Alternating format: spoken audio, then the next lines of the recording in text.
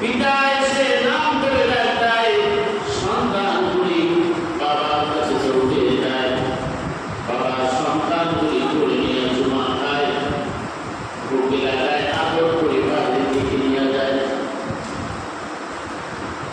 শিশু নবী, ইতিম নবী, রহমতের নবী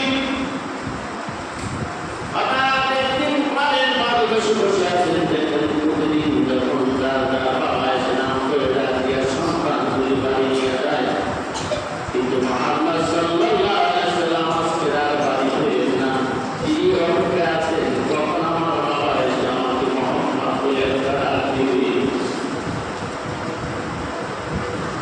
নবী কাঁদছেন, পায়ের পাদদেশে বসে মা আমিনাকে বললেন, সমস্ত ছেলেপেলেরা ঘরে নিয়ে গেছে, কিন্তু শিশু মুহাম্মদ সাল্লাল্লাহু আলাইহি ওয়াসাল্লাম কেন ঘরে ফিরে না? অন্তর্ধার হয়ে যাচ্ছে।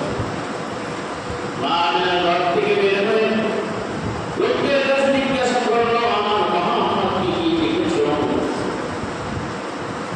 সমস্ত সন্তানেরা বাড়ি ফিরে এসেছে, আমার শিশু মুহাম্মদ সাল্লাল্লাহু আলাইহি ওয়াসাল্লাম কোথায় দেখেছে?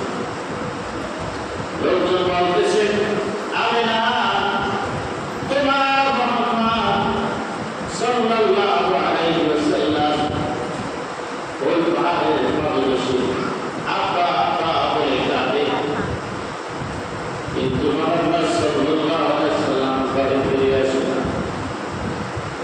মা আমিনা দৌড় দিয়ে পায়ের পাদদেশে গিয়ে বলেন, মুহাম্মদ সাল্লাল্লাহু আলাইহি ওয়াসাল্লাম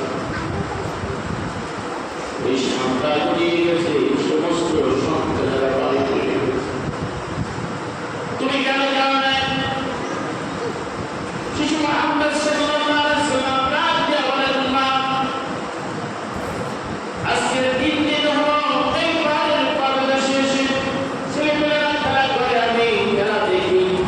সন্ধ্যা যখন ঘুরিয়ে আসে, যার যার বাবা এসে সন্তানের নাম ধরে ডাকতে আর দৌড়ে গিয়ে তার বাবার কোলে চলে, বাবা সন্তানকে তুলে নিয়ে আদর করে যত্ন করে মহব্বত করে বুকে লাগায়, চুমা খায়। ও মা, আজকের বাড়ির হলো একদিনও তো আমাকে মুহাম্মদ বলে একটা ডাক দিল না। আমিনা ডাক দিয়ে বলেন, শিশু মুহাম্মদ সাল্লাল্লাহু আলাইহি ওয়াসাল্লাম, তোমার বাবা দুনিয়ার জমিনে নাই, তোমার বাবা তুমি দুনিয়ায় আসার পূর্বে আল্লাহর রাহে ছাড়া দিয়া ব্যবসার জন্য সিরিয়া গিয়েছিলেন। সিরিয়া থেকে আর তিনি আর ফেরেন নাই। ওই সিরিয়ার মরুভূমির ভিতরে তোমার বাবা ইন্তেকাল করেছে।